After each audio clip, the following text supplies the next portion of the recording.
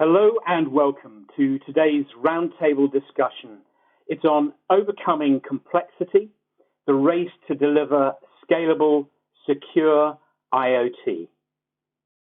Now, my name is Jeremy Cowan and I'm co-founder of IoT Now, and it's my pleasure to be your moderator today. Thank you for joining us around the world. I'm delighted to say that this webinar is brought to you with Eseye, AWS, Thales, and Transforma Insights. Now, it's no secret we're all facing a revolution as physical companies use the Internet of Things to create new business models offering connected, personalized, data-led services over scalable cloud infrastructure. But for this to succeed, we'll need to improve interoperability with open standards. So that means unpacking quite a lot of issues. I wonder if you could advance the slide, please, Izzy. I'm having a technical issue here. And who better to do that than our distinguished panelists? They are Matt Hatton, Managing Partner of Digital Transformation Analysts, Transforma Insights. A warm welcome to you, Matt. Thank you, Jeremy. Pleasure to be here. Good to have you. And Neil Bosworth, who is Product Marketing Manager for IoT at Thales. It's really good to have you here, Neil. Great to be here, Jeremy. Thank you. Our next speaker today is Anand Gandhi, Eseye's Senior Vice President for EMEA Sales and Global Alliances. Hi, Anand. Hi, Jeremy. Great to be here as well. Looking forward to it. Likewise. And joining us from Florida, it's a real pleasure to welcome David Walters, Senior Partner Solution Architect for IoT at AWS. Good day to you, David. Good morning, Jeremy. Thanks for having me. Well, thank you all. Now, please don't forget, as usual, this event is being recorded, and from tomorrow, you can stream the audio and slides at iot-now.com. And shortly, we'll ask for your thoughts in our live poll, and we'll be showing the results immediately. Then after you've heard from all of our speakers, I'm going to put your questions to them. So start sending me your questions now, and we'll discuss as many as we can. If you're having any technical issues with audio or slides, you can also use the question window to get help from our tech support team. So, without further ado, let's go to our audience poll. And the poll question we want to ask you is this. What do you think is holding IoT back? Is it complexity, poor connectivity, high costs, lack of expertise, or security risks? Just answer whichever is the closest to you, to your experience. What do you think is holding IoT back? Is it complexity, poor connectivity, high costs, lack of expertise, or security risks?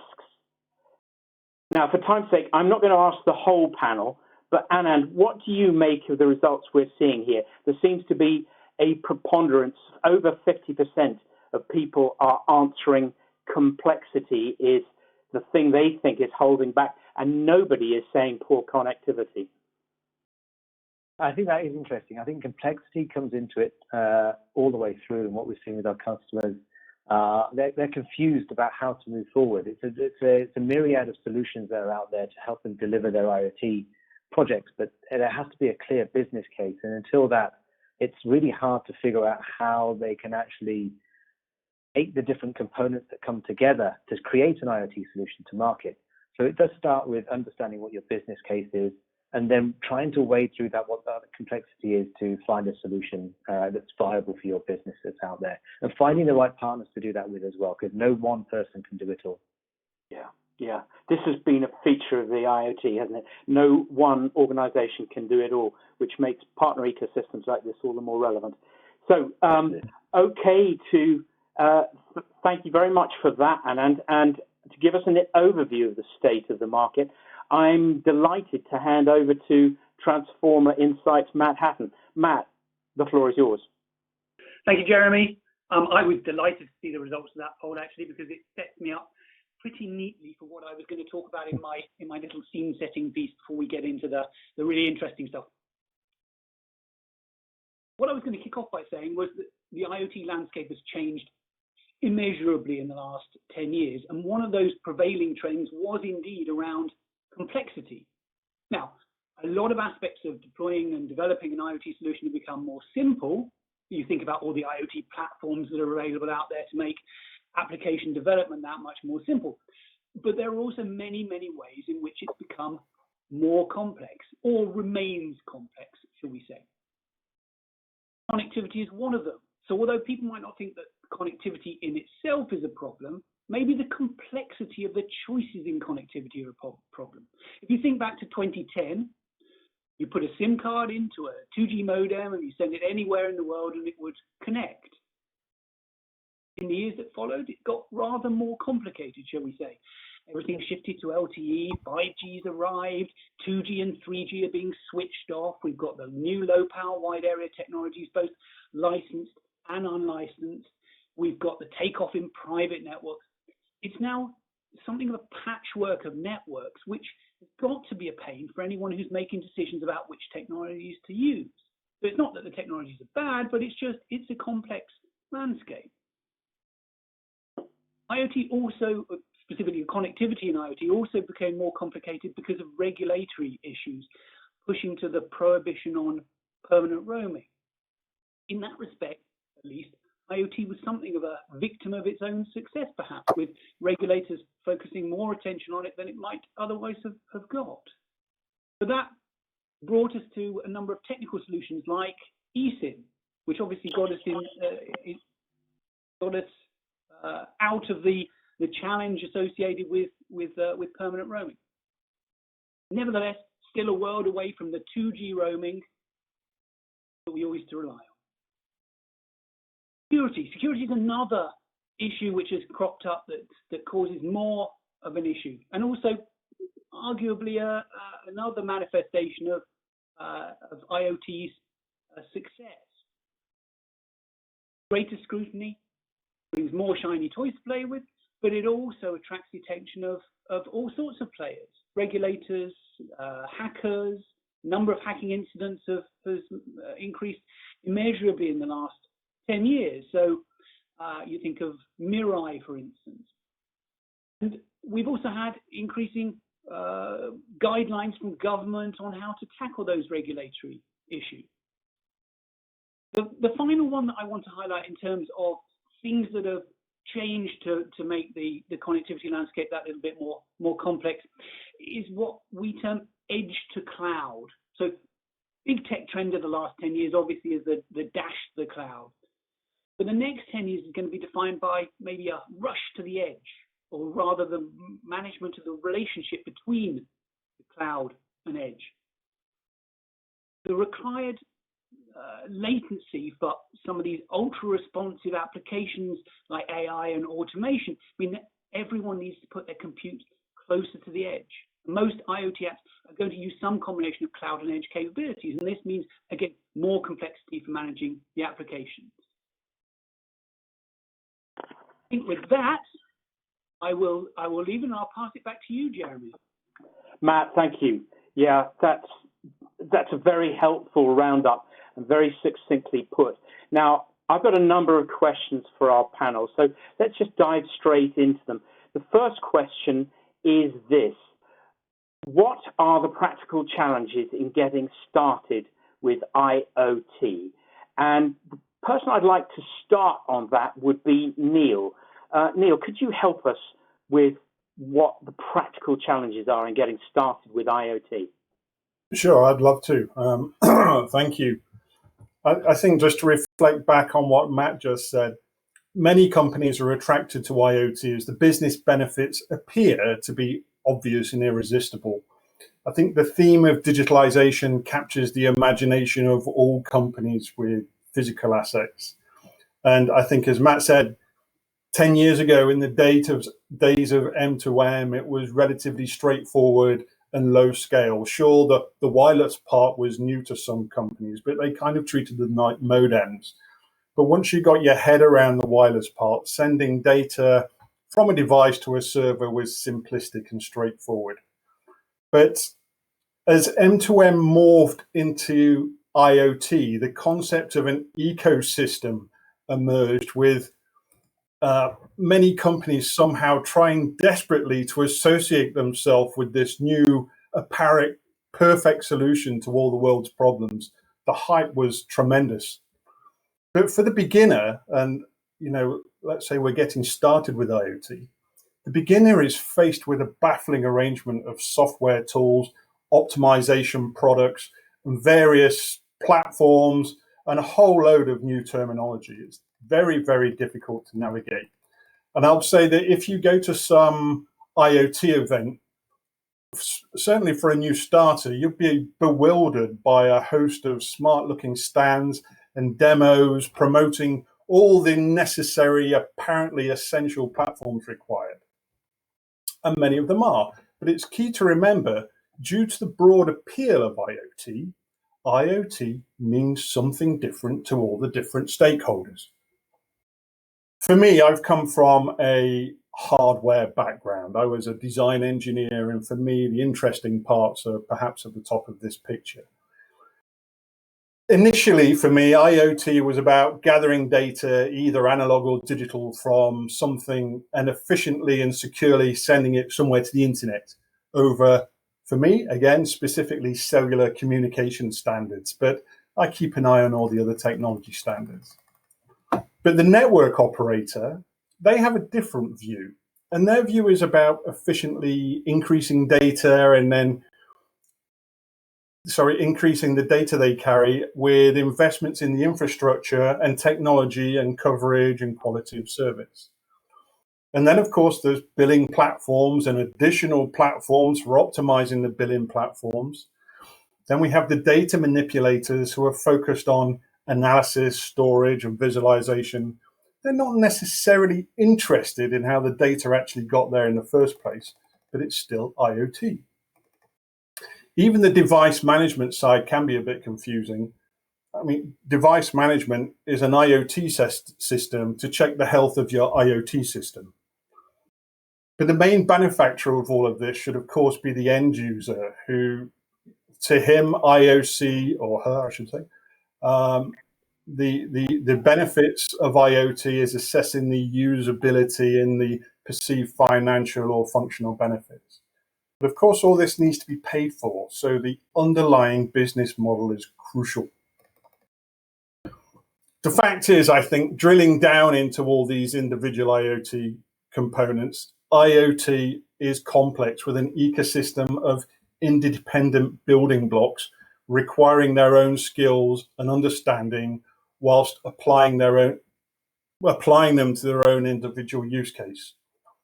So when you go to this IoT event with many product or service provider providing their offerings, if you're new to IoT, one thing I'd suggest you do is to take a picture like this along and just ask the IoT vendor exactly whereabouts in the ecosystem they sit, because there are so many different offerings and optimization products that have managed to fit in between the boxes that I've drawn here.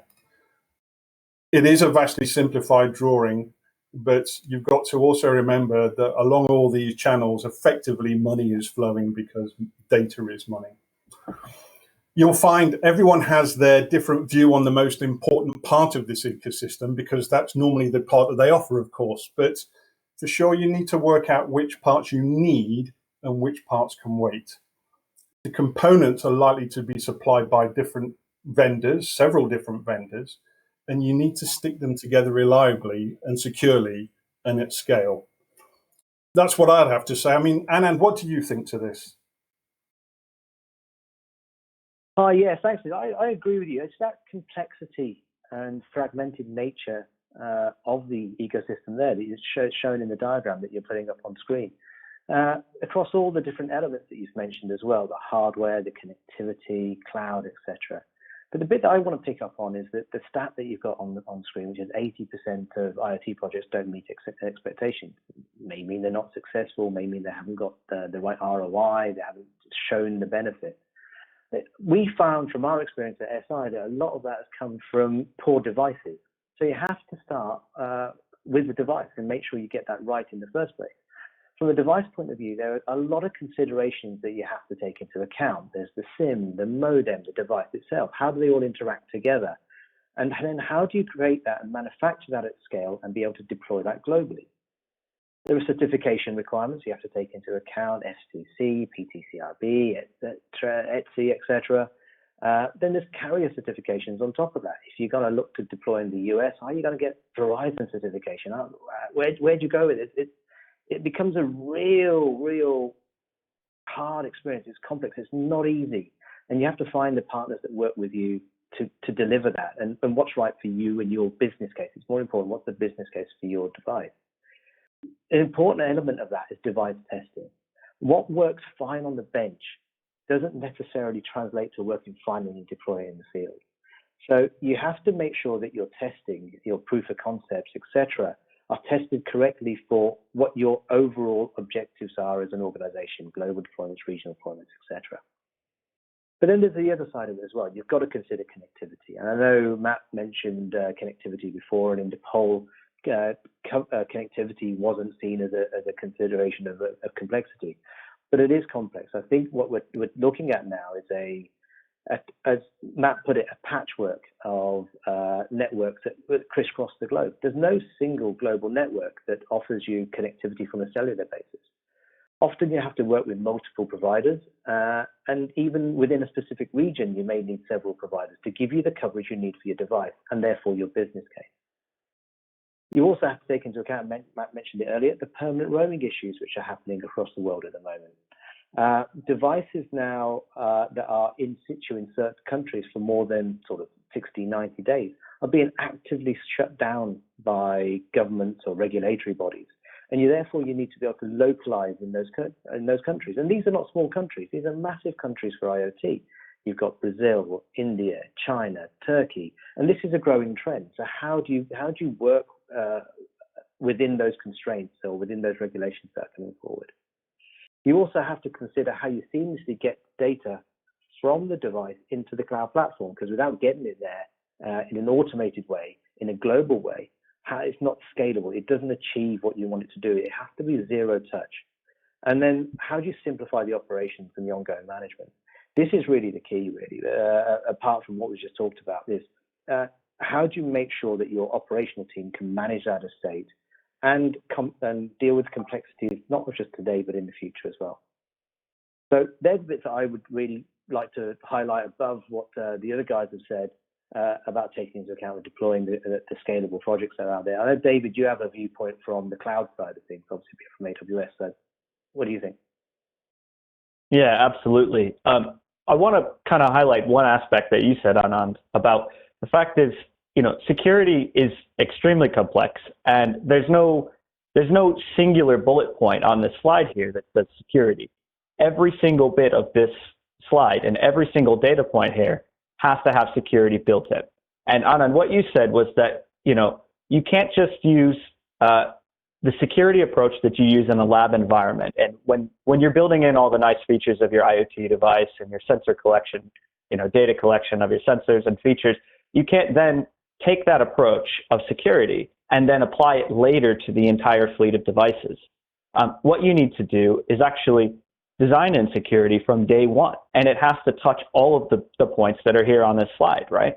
Otherwise, you're going to end up doing major refactoring, and it's going to cause huge delays and an unneeded amount of complexity into your project after you've already invested all of the time and the investment into actually getting your IoT project to scale. So what we know is the device needs, it needs a root of trust, needs a unique identity, it needs the ability to be updated. You have to encrypt data in transit from device to the cloud, And then even important is when the data gets to the cloud, you have to make sure that you have encryption in the cloud. You have to make sure that the people and the applications that are authorized to access the data are the only ones that can access that data. Security is a completely holistic approach, and it has to be designed in from day one so that you don't have this added complexity. After you've already designed all the features of your IoT project and now you're ready to bring it out to millions of devices, that needs to be considered from day one. By considering it from day one and choosing a partner ecosystem that has all of that built in from day one, you remove a lot of that complexity around security. So that approach has to be standard across your entire fleet of devices, has to be standard across a global deployment of IoT devices. That's all I'll say about security, because I think it's a bigger topic that we could go on for hours about. But maybe, Matt, you might have something else to add to that. I do indeed. I want to, drop a mention in for a book that I wrote about 6 months ago called The IoT Myth, where we delved into some of the reasons why in the last 10 years we didn't see maybe quite the adoption of IoT that we might have hoped for. And there were three big reasons that jumped to mind at the moment. One was indeed around security, as was just mentioned. The other was around complexity, things to do with, lack of certainty around roadmap for connectivity, the complexity of integration, the challenges of localization, which isn't just about localizing the SIM, but also things like APNs and so on, and also the changing relationship with the cloud, the edge, and so forth, some of which I mentioned in my intro. But the third one, probably the number one issue, maybe less relevant to today's discussion, but I'm going to mention it anyway, was about internal factors within any given organization, not being able to change your internal processes and systems sufficiently easily to take advantage of the opportunity. So this isn't always about the vendor community needing to get their house in order and sort out the complexity. There's also quite a lot that needs to change on the adopter side of the house as well, to move out of just running repeated POCs and getting into proper deployments. Matt, thank you. We've covered a lot of ground on that. But we've got a lot of other questions to get through. So we're going to pick up the pace a little bit. The second question that I wanted to ask you is this, and that's how do organizations begin to solve these challenges? Neil, I'm going to come to you first, if I may, again. Sure, thank you. Well, it's a very good question. But I think the key to simplifying the key is to simplify the process as much as possible. One way is to shorten the supply chain as much as possible, and this is what we at Thales, AWS, and Eseye have come together to try and achieve in this partnership. But let's take aside for 1 minute the data manipulation and the analysis and all the triggered events and all the stuff that the customer might see. Data is data, and do with it what you will. Let's focus on how you actually get the data into the cloud. I would say the very least you need is 3 components in order to get the data in the first place. You need a communications radio device. In our case, that'll be cellular. You need a radio network operator and some target to communicate with. And you can make this setup as complicated as you like. But this is a pitfall that many people, they just bite off more than they can chew, and they try to do too much too soon. Fundamentally, when building an IoT project from the ground up, it's going to take time and it needs a broad skill set. And this is often vastly underestimated. Quite often I see people who think they're going to have their deployment ready in 6 months or 9 months and with virtually no IoT experience at all. And they're destined to fail, unfortunately. I know from experience that most designs take at least 18 months to really get going. So when these underestimations happen, the project never really, when the project takes longer than expected, the project really never actually gets going, because as it goes along, you get spec creep, changing market dynamics, or as Matt mentioned, internal politics, the internal the internal expectation of the application can change. From a connection technology angle, there's a plethora of different cellular standards. I think, as we've mentioned, 2G and 3G alone is probably not a wise choice for new developments. As 4G is now built an established footprint in IoT, and this will migrate for 5G for use cases more applicable to sensors, low power sensors, rather than just high speed that we associate 5G with today.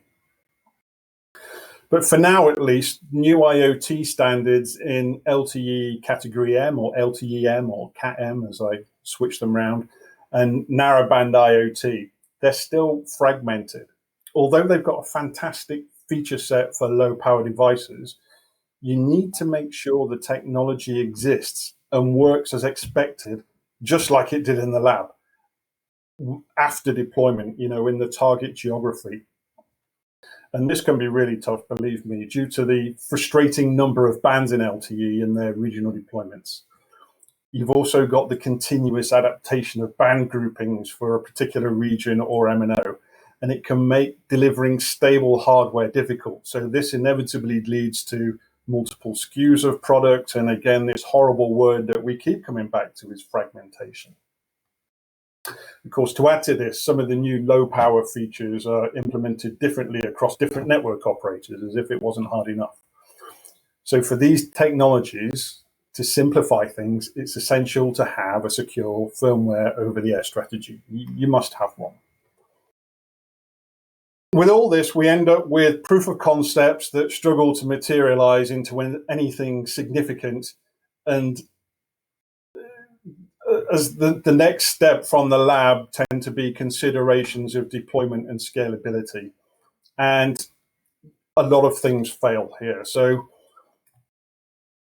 what I've been seeing over the last few years is LTE category 1. It may not be the most power or cost-effective technology, but for sure it's the widest deployed and best understood, with pretty low latency. It has mobility, it even has voice. And since the announcement of 2G and 3G sundown, LTE Cat 1's really been the unsung hero of cellular IoT. You don't hear so much about it, but it really has been their hero. It's more than capable of servicing the needs of two-way communications required for device maintenance, firmware updates, etc. But I think for the reason of cost, many IoT developers and manufacturers are keen to see the wider adoption of LTE Cat-M, as it provides probably the simplest migration from Cat 1, supporting most of the LTE features, along with mobility, which is an extremely popular feature of a lot of IoT deployments, and there's few compromise. And David mentioned security. I'll just say this. I think, having scared the market for years about the security, the module manufacturers are now starting to see a bit more clarity in the layer that sits above them, the cloud ingestion, and standards are starting to be adapting. It means that they can start to develop user-friendlier solutions for managing device identities and keys. And I think this is a recent pretty big leap forward for the module manufacturers to be able to address this and try and recognize the simplification requirements. So I'll finish off really by saying, for the most effective proof of concept for your project, use a well-established radio technology if you can, with maximum coverage, and keep the steps from device to cloud short, because if you're debugging the network in a country for a network operator, you really are debugging two things.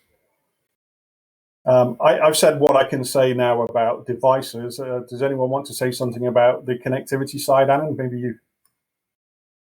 Yeah, I'll take that one, Neil. Thanks very much. Actually, just catching on what you said there, is that there's so many standards out there, people are deploying in 2, 3, and 4G. And going back to the original poll question, nobody said that the connectivity was complex. That's because it should be invisible. The only way you can make that invisible is by having something that's MNO agnostic to connect to. You don't want to be dependent on one MNO for your global deployment because they cannot give you that coverage. The devices need to be able to switch between networks automatically, independently of the MNO that they're sitting with. They need to be able to maximize their availability according to your business case, the use case that you've got there, and not the MNO framework that sits below it, which may be different from an economical point of view. And also have several paths to the same network in the country in case one goes down to give that resilience. That's when connectivity becomes invisible. It should just be part of how it moves forward. So the way we have to address that is through platform connectivity management platforms, and I'll come to that in a second. But we also have to address the permanent roaming needs. Matt mentioned permanent roaming earlier on. I mentioned it previously as well. When deploying global IoT, you don't know where your devices are going to go. You might have some idea. They might be in Asia, they might be in Europe, they might be in the US. You don't know, but you don't generally know where they're going to end up if you're deploying a single SKU globally. That means that you need to be able to address permanent roaming from a point of view of post-deployment. So you have to have a SIM in the device which is manageable post-deployment, controllable post-deployment. You need an intelligent SIM, an EUICC compliant SIM that allows you to send these step 2 local profiles so your device to stay compliant to the regulations that are out there. And then on top of that, you need an extracted connectivity management platform to make sure you're MNO agnostic.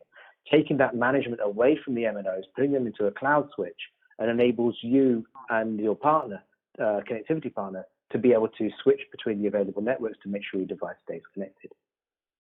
There needs to be that seamless zero-touch provisioning from a point of view of connectivity, but into the cloud platform as well, as Neil was mentioning. The data has to end up there, but without any intervention from the end user customer, without any intervention from any third party. It needs to be automated. And this must include security. As David said, it must be built in by design, not in any other way. That's data security and device security. One key factor to remember when you're doing this is IoT deployments are not just deploying today. They're over 5, 10, 15 years, depending on your use case. An IoT project isn't just for Christmas, it's for life and the lifetime of the project. So the key is to ensuring that you have the flexibility and the future-proofing built into your solution to enable you to cater with what happens in the lifetime of the project. We also have to take into account the simplicity of operation. Operations are really important because once it's deployed, they're going to be operating the device and the project and responsible for those return on investments that the business is expecting over that lifetime. The way I see this happening is having that, as Neil mentioned before, a single device that can be deployed globally, a single SKU that can be deployed globally, based on a single device management platform and a single billing platform. Once you have those 3 things in place, I think you're starting to address the issues from a realistic point of view of having to deploy a scalable project. David, is there anything you'd add on that? Yeah, I think the biggest thing here is just simplifying as much as possible and ensuring that the way you simplify will last for the entire life cycle of a project. As Anand said, devices aren't deployed into a field for a day, they're deployed in for 10 years. And one of the ways we can actually do this is to remove proprietary communication, remove proprietary security. Use something that's open so that in 10 years down the line, you can still have technologies that still speak to these devices and so that they can be managed for the entire life cycle. There's 2 that really come to mind for IoT. One is MQTT, right? So MQTT is a messaging protocol that works on a publish-subscribe model. And when you publish a message from a device, in the topic structure, on the topic that you publish, you include the metadata about what type of data the device is publishing.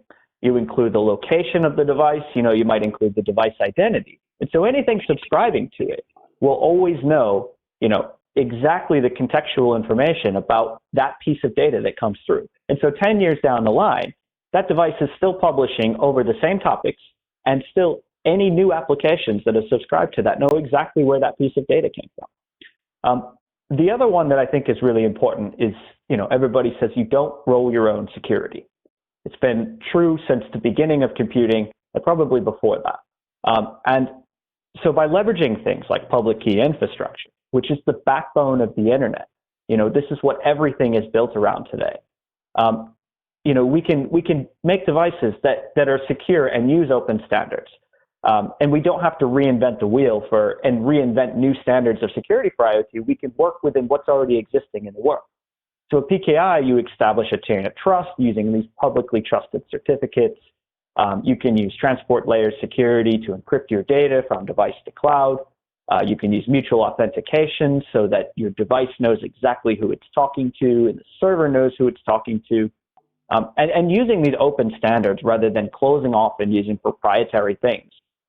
It ensures that your device works with the rest of the world and that you can build this rich ecosystem of devices and applications and new users throughout the life cycle of the device. So you don't just make a project and then it sits there for 10 years. You can continue adding and continue adding new features and ensuring that you have this rich ecosystem for the entire life cycle of your device and not just close it down so that the day you deliver is the day you shut everything off. I just wanted to make that point about open standards. I think it's really important to actually simplify the entire process. Matt, maybe you have something else you could add there? Yeah, I just wanted to jump on the original question, actually, just to hark back to that, if I may. If it's down to anybody, any type of organisation to solve these challenges, if this is the problem of complexity, it's a problem of complexity on the supply side rather than on the demand side.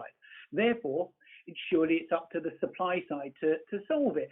And sort of a 10,000-foot view, really it's about having a more customer-centric model. Now, it's spectacularly banal to say people don't buy people don't buy technologies, they buy solutions, right? That gets trotted out fairly regularly and everybody knows that, right? But there is some truth in it. But more importantly, I think it's a question about vendors understanding the needs of their customers, understanding who they're talking to and who they are, rather than trying to sell the technology. So, I speak to a few vendors and they really get it. They understand, okay, I'm talking to a product manager here. They want to understand how this technology is going to affect their, what they do with their product, how they implement it, how they end of life it, how they do everything else in between.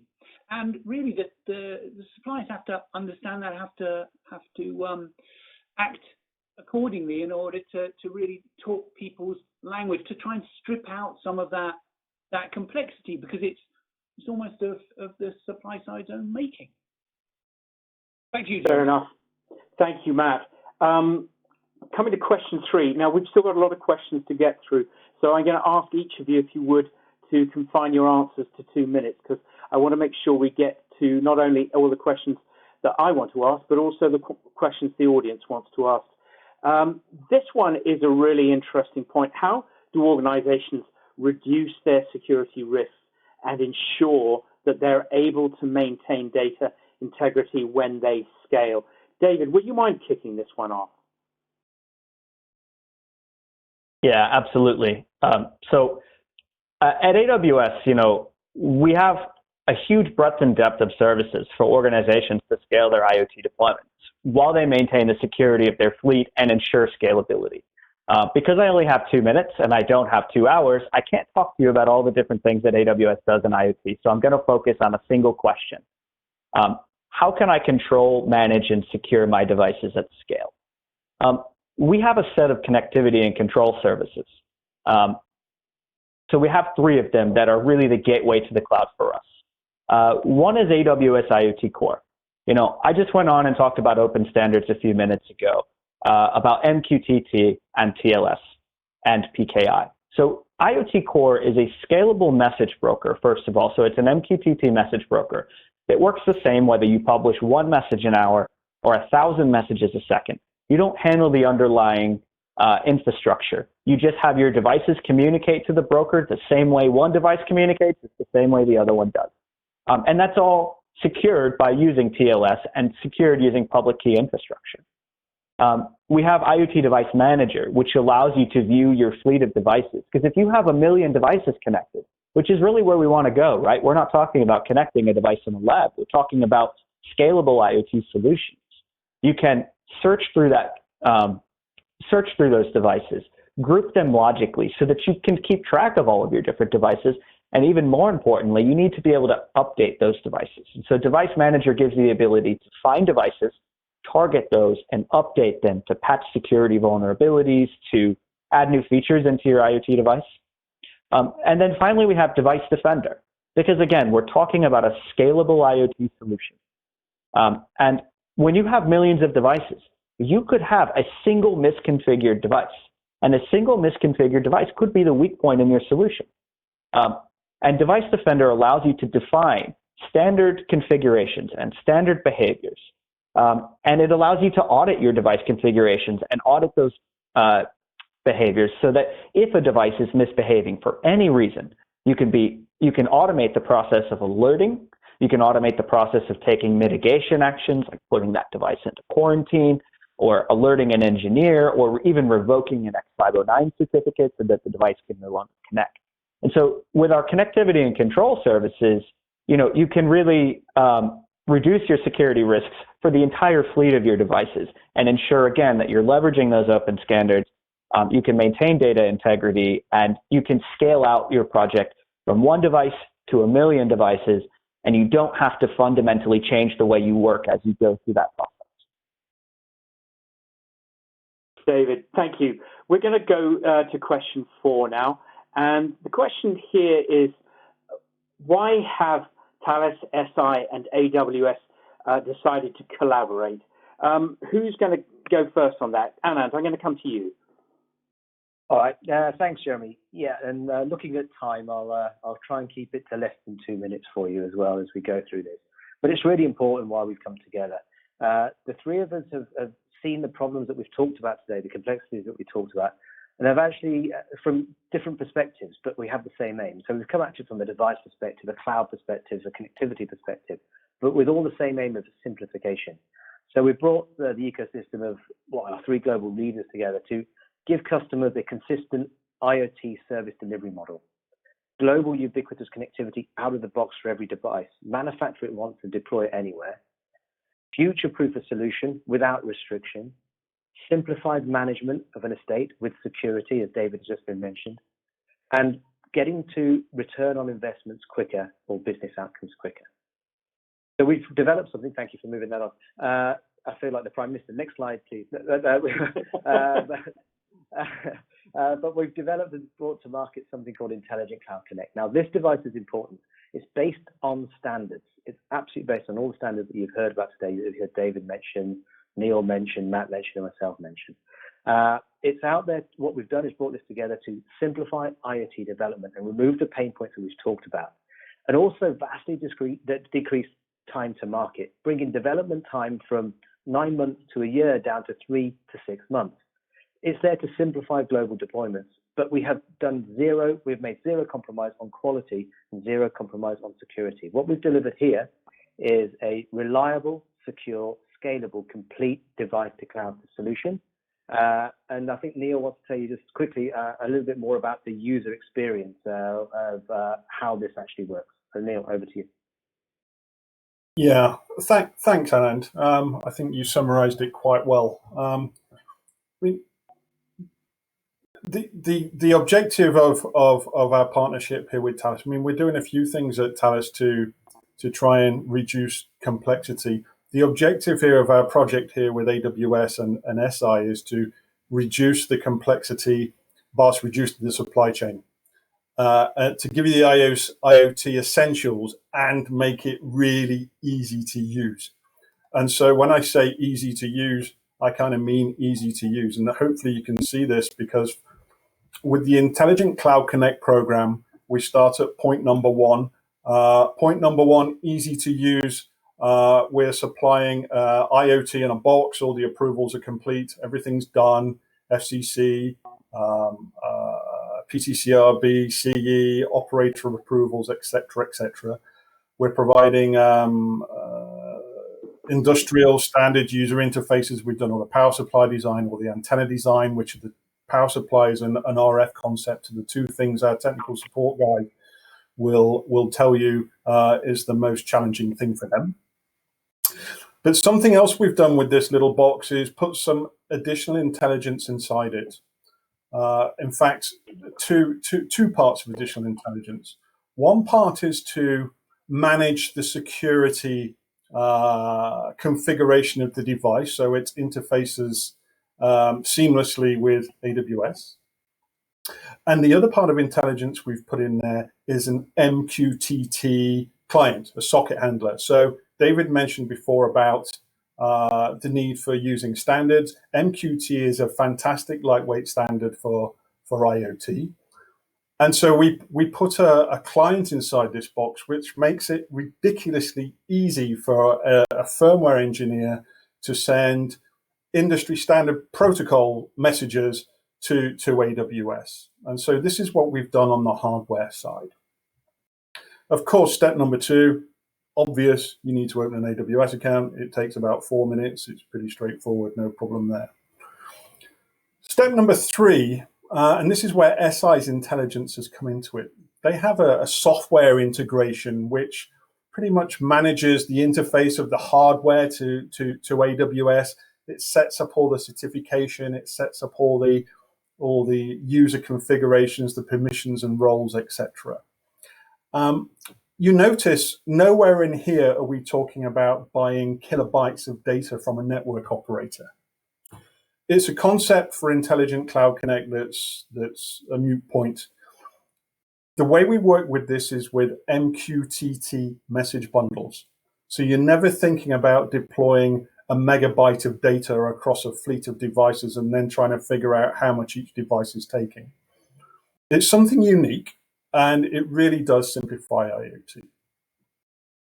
The next step, you do need to do a little configuration within AWS. This whole process takes just a few minutes, and we have a fantastic quick start guide that takes you through step by step everything you need to do. It's pretty much foolproof. The top line, you only ever do this once. You only need one AWS account. You set up your policies. You finished. Now you're ready to attach your devices to your cloud. Of course, you need to give your thing a name. It can be anything you like.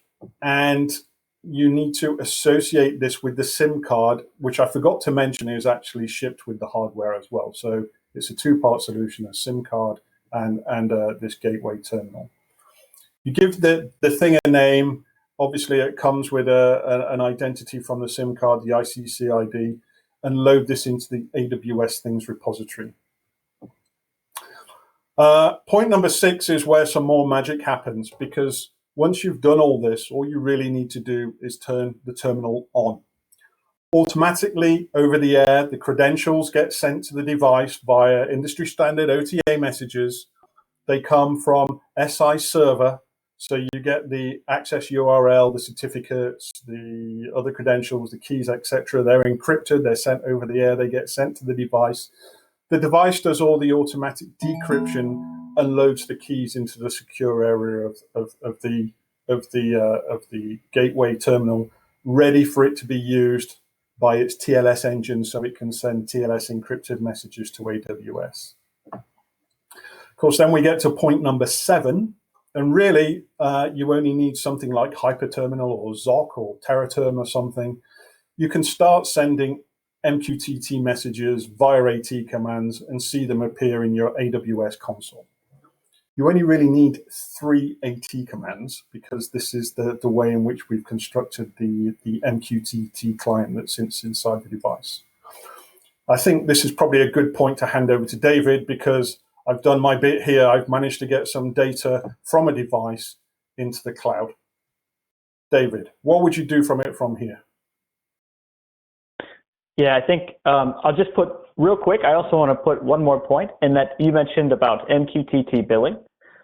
So the really cool thing about this solution is that it's totally integrated with AWS billing. And so instead of being charged for the data that you're that you're using, you're going to be charged per MQTT message, and that's all integrated with your standard AWS billing that you'll normally get. The other point I'll just make very quickly is that while connecting devices is really fun, and this Intelligent Cloud Connect makes it so easy to connect devices, we don't just connect devices for fun. You have to do something with the data that those devices generate in order to get the return on the investment that you want. So AWS has like 170 services or more today that can allow you to make use of that data.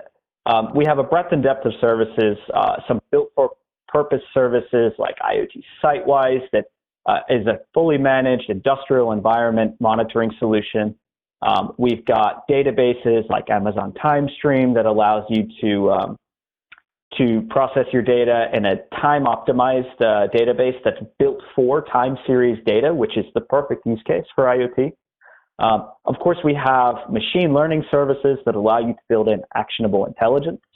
And so together with Thales, that's building the devices, the modules, the secure silicon, and Eseye, who's managing this really complex network of operators across the world and providing a fully managed connectivity service, AWS lets you then bring all of that together, bring back the business value and the return on your investment, because now the data that's being generated from your devices can be used, can be brought into your enterprise systems and data warehouses, and you can take actions on that data, and you can find insights on that data with our analytics services. And so together as a partnership, that's how we really can bring value to IoT and actually make this more about just connecting devices for fun, but actually building out something that matters to businesses. Brilliant. That's a really comprehensive answer, guys. Thank you. The last question I've got for you is this. Are there any examples where this new approach and solution is delivering value to customers? Neil, I'm going to come to you first, please. Sure. I think when we've presented this solution to our customers, they've actually been gobsmacked by the simplicity of the whole thing. To be able to add retrofit connectivity to existing machines that don't already necessarily have connectivity and do it almost zero touch is such a fantastic tool to have. As I mentioned before, you only really need to drive very simplistic messages into the terminal. And this means that it's very, very simple to interface. There are really three use cases that we see with this, and these are the three that we've been seeing the most. The first use case is a pure retrofit. If the device that you're connecting to has got a USB or RS-232 interface, and you can pump in AT commands through this interface, then this is a no-brainer. It's a really simple firmware upgrade just to send the data of interest through the RS-232 or USB interface. The second use case is, maybe your device doesn't have an RS-232 or USB interface. Inside the terminal, you can write applications. You've got megabytes of application space where you can write additional applications to do data manipulation, business logic, or maybe protocol translation. The third use case, of course, is if you've got analog sensors or SPI or I2C sensors, so you don't actually have USB or RS-232. They can be connected directly into this unit as well. The drivers can run into the unit. And again, using a bit of embedded intelligence, you can send the AT command. So we've built here a product, and I think I forgot to mention earlier, it's built on LTE Category 1. So it's using a very well-spread and well-defined network technology that's deployed in every country in the world, pretty much. So what we've built here is something that can really address as much as we possibly can, as simplistically as possible. And briefly, is there anything that you would add to that? Something. Yeah, I'd actually just adding to what Neil has said there. Those are three use cases. I've got a couple of customer examples who are using it now, and I'll just run through this quickly, Jeremy, for you. We have a customer in Spain, Playtech, who provide workplace accident and safety solutions and software. They've recently had the option and ability to develop it into a social distancing solution for workplaces. I'll give you a guess why that's important at the moment. It's on the tip of everybody's tongue, etc. So they needed to adjust and rebuild their existing device into a cloud device and have it ingested into IoT. And they need to do it quickly because they want to take advantage of the market now. They were going to have to redesign their device until they were introduced to Intelligent Cloud Connect, in which case they took this, which is the orange box, which is Intelligent Cloud Connect, embedded it in their device. It took them probably about 3 to 4 weeks to do it instead of about 6 to 7 months to develop a new project. They're currently in proof of concepts and final trials before being able to launch that solution to market. Therefore, they found a single product to take care of all their integrations, modems, connectivity, security, and cloud needs, and were able to get that to market very quickly. And another, just a quick example, is there's an automotive company who are looking at putting new sensor arrays into cars to take data for different use cases. Now, these use cases are sending data every 1 minute, every 10 minutes, and every day, different sizes, different applications. They've chosen to go with Intelligent Cloud Connect and embed it into their solution because of the scalability and security that surrounds it. They need to deploy this at mass scale. When they deploy into cars, they're deploying hundreds of thousands at a time, and that will be millions and growing to millions over a couple of years very quickly. So they need a solution and a platform and a partnership and a product that will last them and stand the test of time of scalability for them. And they've chosen Intelligent Cloud Connect to do that. That's just 2 quick examples. And thank you. That's really helpful. We've got some great questions from the audience. I'm afraid we've only got a little bit of time left for those, but don't worry. If you've submitted a question that you would like put to our panel, we will do our best to get that question to them later. And they will come back to you offline. The first question is this: how does AWS help manufacturers to simplify IoT projects? It's a question really for you, David.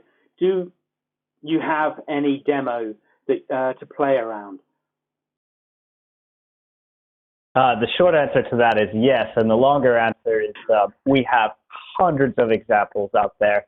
I do want to highlight in the Intelligent Cloud Connect, we worked with Eseye to develop a quick start guide for it so that you can take the Intelligent Cloud Connect and you just follow the steps very, very quickly. You can build a very quick demo and have data coming into your cloud in less than, just a couple of minutes. So all of these examples exist. We also have cloud examples where to build fully managed solutions. What I can do is maybe in the follow-up, I can send around a few links, when we actually do the communication of how to actually get started, including the Intelligent Cloud Connect quick start example. David, that's really helpful. I think people will probably want to take you up on that. I'm going to throw this one to Matt. This is a question from David Tamaris, who wants to know, to begin an IoT solutions, which skills in the dev team do you think are most necessary? That would be somebody who didn't go off mute. Okay, very quickly, the answer is it depends, unfortunately. It depends on the type of IoT project. We ran a webinar a while back where we looked at actually some of the characteristics of different IoT solutions, comparing smart tractor with smart metering. Completely different things, right? If you want to do smart tractor, you need to understand about user interface. You need to understand about edge computing, probably artificial intelligence for that precision agriculture stuff. But if you're doing smart metering, you probably need to understand about enterprise system change management, procurement, program management, field force automation. There's a whole completely different set of skills. So unfortunately, it's very application specific, which is a sort of non-answer, but there you go. That's very helpful. I've got time for a 30-second answer. And I'm going to come to you. Could you help us here, please? How can you overcome NB-IoT implementation complexity on the sensor side and the cloud side? I think NB-IoT is a challenging protocol to work with, actually. There are lots of use cases out there for it. I'd have to take this to one of my more technical colleagues to answer the best way to address this implementation complexity. But it goes back to what I think Matt or Neil were saying originally. NB-IoT has been implemented differently by different operators all over the world. And therefore, it makes it extremely difficult for end users such as yourself to understand the complexity of how to deploy it. And we're finding that actually a lot of people are moving, they are deploying on NB-IoT, but a lot of people are using Cat-M1 as a more global protocol or radio access card to work with. You did it in 30 seconds. I'm impressed. Very, very good. Thank you so much, everybody. I'm afraid that is all that we have time for. So thank you for that, gentlemen. Please don't forget, everyone, to bookmark the website at iot-now.com for the latest news, blogs, and interviews. And from tomorrow, you can stream today's roundtable from the site too. So it just remains for me to say a huge thank you to our speakers, who are Matt Hatton of Transforma Insights. Thanks, Matt. Thanks, Jeremy. And to Neil Bosworth from Thales. It's been great to have you here, Neil. Thank you. My thanks to Anand Gandhi from Eseye. We really appreciate it, Anand. Thank you. It's been a pleasure. And equally, our thanks go across the pond to AWS's David Walters. Many thanks, David. Thanks, Jeremy. It's been a pleasure. It has lots of fun. Thank you very much, everyone. But most of all, ladies and gentlemen, we want to thank you for joining us around the world. From everyone here at IoT Now, bye for now.